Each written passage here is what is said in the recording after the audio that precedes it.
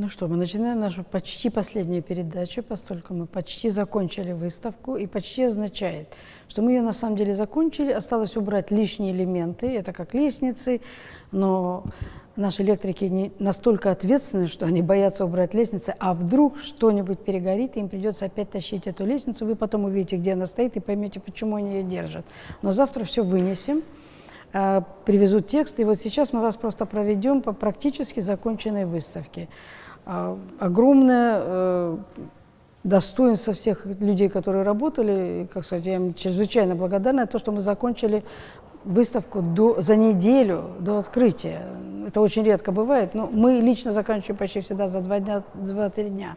Но в данном случае все очень боялись, и в том числе я просто в панике была, думала, что никогда не закончим. И попросила, что на месяц раньше приехать. А вот оказалось, что закончили. Так что давайте пройдемся. Здесь у нас немножко детективная история. Ни одна, оказывается, выставка не обходится без детектива. То есть вот вы видите пустую стену, с которой должна начинаться выставка. Должна находиться самая главная картина в мире. Ну, утрированно. А ее нет. Она где-то по дороге застряла по какой-то непонятной причине. И вот все в Москве сегодня очень нервничают, все друг другу звонят. Я имею в виду официальные лица. Как решить это неразрешимый вопрос, доставить картину к завтрашнему или послезавтрашнему дню в Москву, оттуда, где она находится. Я уже не знаю, к кому обращаться в данном случае. Я уже позвонила всем, кому могла, даже министрам. А теперь думаю, может, еще и президенту позвонить, потому что я так понимаю, что она не прибудет. И мы останемся без картины, если кто-то на самом деле серьезно не вмешается и не поможет. Мы начинаем с картины, которой нет, теперь мы переходим к картинам, которые все здесь есть. Вот вы видите зал, который полностью закончил, осталось только вот убрать всякие провода, подмести полы, помыть. Ну, это стандартная история, но все висит. Это начиная с конца 50-х годов, старые картины. Я не буду объяснять содержание картин, это такой белый концептуальный период, разные маленькие картины. В основном это вот практически самые знаменитые картины. Они прибыли из разных стран мира, из разных коллекций, из музеев, из частных коллекций. Наших картин здесь нет, потому что у нас их не осталось ни одной. Но это то, с чего начинался московский концептуализм. То есть вот эта первая картина, вот она висит с вешалкой, про которую, например, Монастырский сказал, что эта картина вдохновила его, и с этой картины начался его концептуальный период, он понял, что извините, что такое концептуализм? Для меня у меня очень ностальгические воспоминания по поводу этой картины. Потому что когда я была девочкой, девочкой не совсем, мне было лет 18-19, я пришла к Илье в мастерскую, стоит картина с вешалкой. Я на нее повесила пальто. На что Илья мне говорит, это картина, нельзя на нее пальто вешать. Я говорю, я знаю, что это картина, а почему нельзя? Теперь будет вешалка с пальто. Я думаю, что он очень обиделся, но никогда не сказал об этом.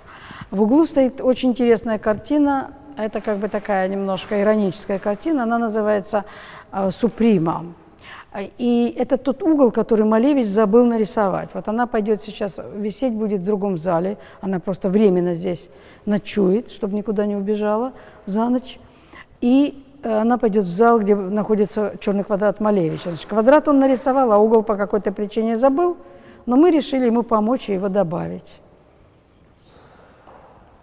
Ну, это «Мальчик», это тоже очень известная картина. Это более поздняя картина, копия, потому что первая в очень плохом состоянии, она путешествовать не может, но пришлось сделать вот такой как бы вторичный вариант, идентичный первой, но немножко позже по возрасту, хотя она 64-го года на самом деле. А вот как бы жизнь человека. Но если мы видим, она так расписана, она настолько неинтересна, она настолько какая-то скучная, что, в принципе, вот сидит собака, и мы можем сказать, у нее никакой жизни за ней нет, она собака, а у него жизнь ничем не лучше этой собаки. Если отбросить все, что там написано, то и останется такой же собакин, как вот эта собака.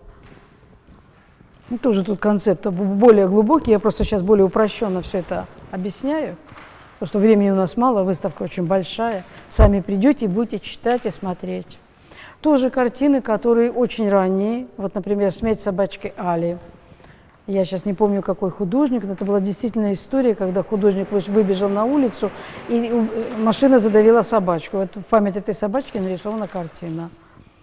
Ну, тут разные у нас висят картины. Вот это, например, сорвалась. Сейчас мы ее поправим. Окей. И картина принадлежит Помпиду.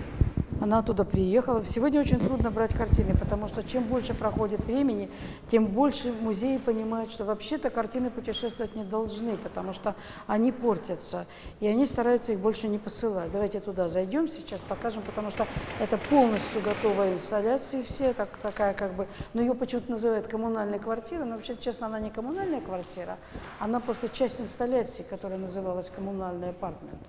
Там было 10 комнат, вот 3 из них здесь. Это человек, который, мы уже говорили, он создал себе музей, и в этом музее у него всякие воспоминания. Но вторая идея – это о том, что в нашей жизни огромное количество мусора. Но если этот мусор перенести в музей, и если вот сделать вот такие с табличками, то получается, что мусор тоже какая-то драгоценная вещь. Таким образом, что мусор, что не мусор, или все мусор надо признавать, или все признавать очень ценными вещами. Вот у нас тут как бы наши замечательные ребята вешают сейчас последние штрихи в этой выставке. Ну, пойдем туда или не пойдем? Пойдем, да, хорошо. Давайте пройдем. Это вы будете все на интернете, не думайте, так просто. Теперь вы туда попадете. Значит, это как бы кухня, каждая кухня наполнена страданиями, голосами, ссорами, признаниями, любовью друг к другу. Вот мои родители жили в квартире, в которой жили еще 3 женщины. Они ругались, они ссорились. А когда что-то случалось, они помогали друг другу. И когда их расселили, наконец, по отдельным квартирам, они очень быстро все погибли. Потому что оказалось, что в одиночестве человек не может жить, он общественное животное. Вот они, несмотря на все эти ссоры и скандалы, они любили друг друга, они друг другу помогали. Поэтому коммунальная квартира, будучи местом, где люди не должны быть вместе, одновременно оказывалась местом, где неожиданно и тепло. Но здесь мы видим чудо, потому что эти кастрюли летают в воздухе, потому что там такое напряженное, что даже кастрюли уже взлетели. Тут тексты у нас везде. И знаменитая инсталляция – это человек, улетевший в космос. Поскольку вся эта выставка как бы все время, я говорю, криминальные, какие-то странные истории, то тут как бы человек, который приехал от Помпиду, с каждой такой инсталляции или картиной приезжает сопровождающий из музея. И тут вот он как-то так странно себя повел, очень на нас на всех обиделся, мы на него обиделись, и пришлось нам доделать инсталляцию самим. А вот надо заглянуть, если камера может туда заглянуть, вы увидите, что этот человек мечтал убежать от реальности, убежать от каждодневности, от давления режима. А может быть, просто хотел оказаться поближе к Богу. Он построил катапульту, там стоит модель, он просчитал движение космических сил каких-то, энергий. И когда он построил катапульту, он взлетел вверх, и эти силы унесли его, мы не знаем куда, но куда-то в другой мир. Может быть, 4-е измерение, я не знаю. Пойдем дальше. Все, мы выходим в другое пространство от вас. Спасибо. Ребят, вы потом стол вынесете, да? Вот все вот это, да? Все, чтобы здесь ничего не было. Мусор, стол в первую очередь. Если можно, сегодня все вот дополнительные элементы, ящики, коробки, все вынести, да? Спасибо. Сейчас мы идем куда-то.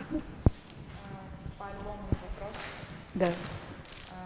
Там на 2 пюпитрах наклонных нужно пересверлить дырки, потому что альбомные листы загибаются. Ну, пересверлите дырки на пюпитрах. Ну, на пюпитрах, конечно, можете, да. Но не на альбомах, на пюпитрах. Да, конечно, но ничего, что будет видно эту дырку просверленную в пюпитрах. Ничего. Где? На середине?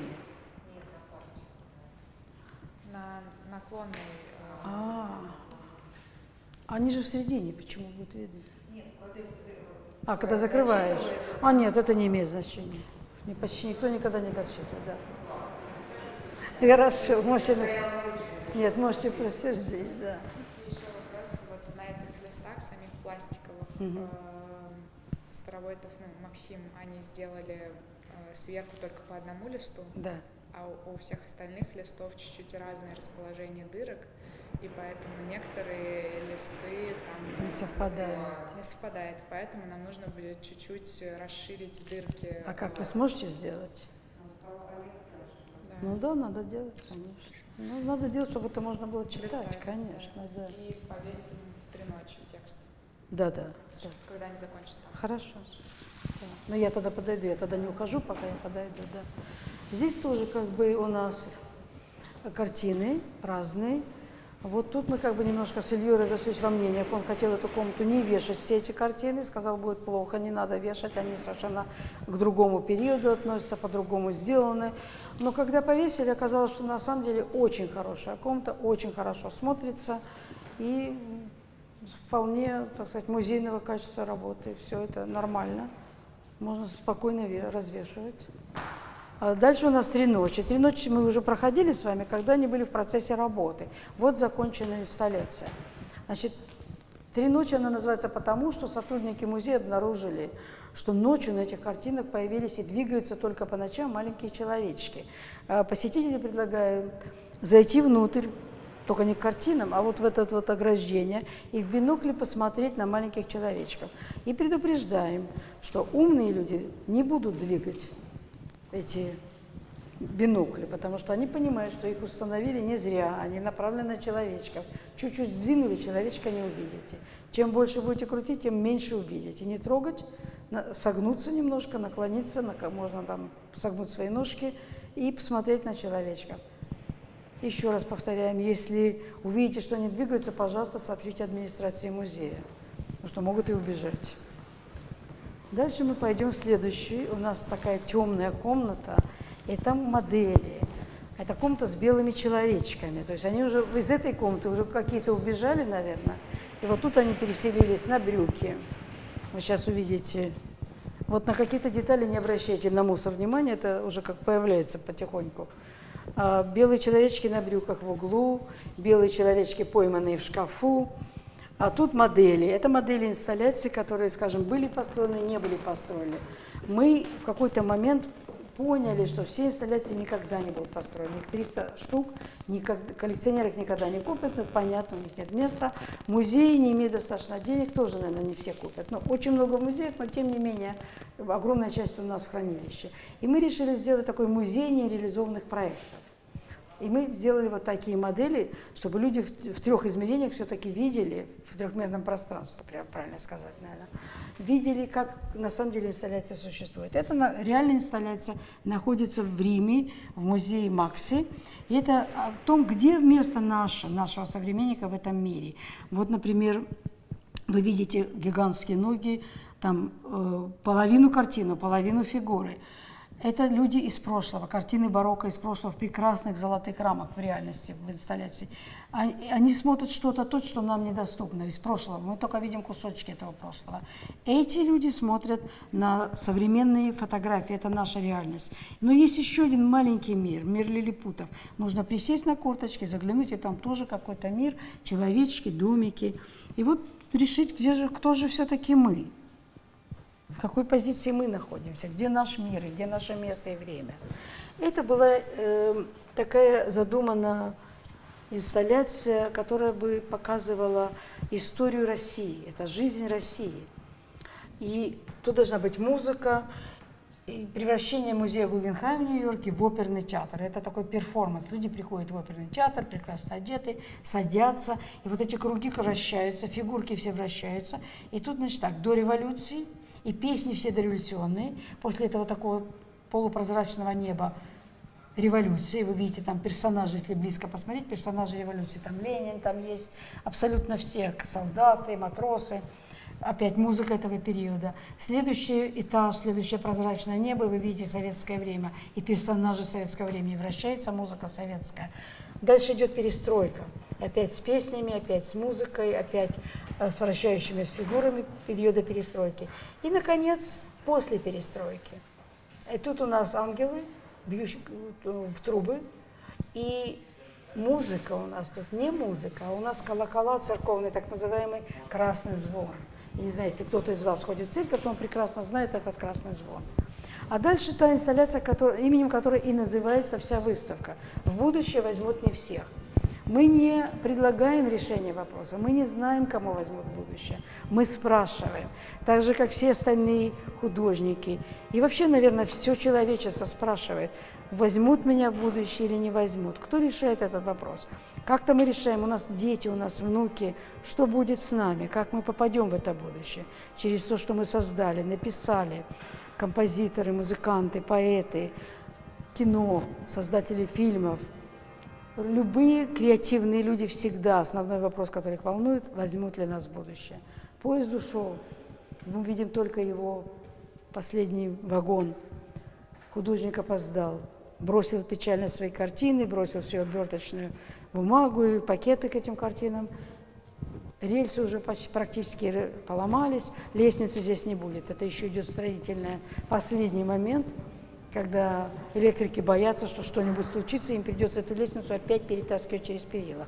Таким образом, они на всякий случай ее оставили. Но креативность у всех есть, и они сказали, а что, если эта лестница останется и станет частью инсталляции? На что мы сказали, гениальная идея, но лучше не нужно. Вот. Но я должна сказать, что фантастически работали все, очень как-то вовлеченно. То есть я ни разу не слыхала слова «нельзя», «не можем», «не получится». Когда я говорила, что мы не успеем, они мне говорили, вы успеем. Когда я говорила, ну почему же что-то не получается, они говорят, получится. То есть когда я впадала в панику, они меня все очень поддерживали. И в результате действительно получилось, и получилось даже раньше времени. Что я сама поверить не могу, потому что у меня уже последнюю неделю была просто паника. Думала, действительно, не получится, но получилось. И это самый красивый, наверное, зал, самый торжественный. Это пустой музей. Оригинально была задумана такая идея, поставить здесь, у нас есть такая инсталляция «Случай в музее» или «Музыка воды». И музыку для этой инсталляции мы попросили написать композитора Тарасова. Потрясающий композитор, сделал очень хорошую музыку из капель воды, которая капает, сам придумал систему, как капать. К сожалению, вот когда мы посмотрели пространство, она здесь не помещалась.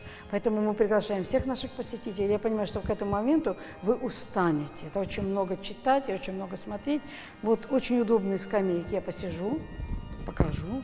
Не бойтесь, можете сесть, расслабиться, послушать музыку. Это Пассакалия Баха. И она торжественная, она музейная, она звучит в консерватории, она звучит в церкви. Просто представьте себе, что вы находитесь в святом пространстве музея, в святом месте культуры. Это храм культуры, на самом деле. Любой музей – это храм культуры. И ведите себя соответственно. Я знаю, что я звучу нравоучительно, но я все время боюсь, что кто-нибудь чего-нибудь сотворит, когда он снимает свои селфи.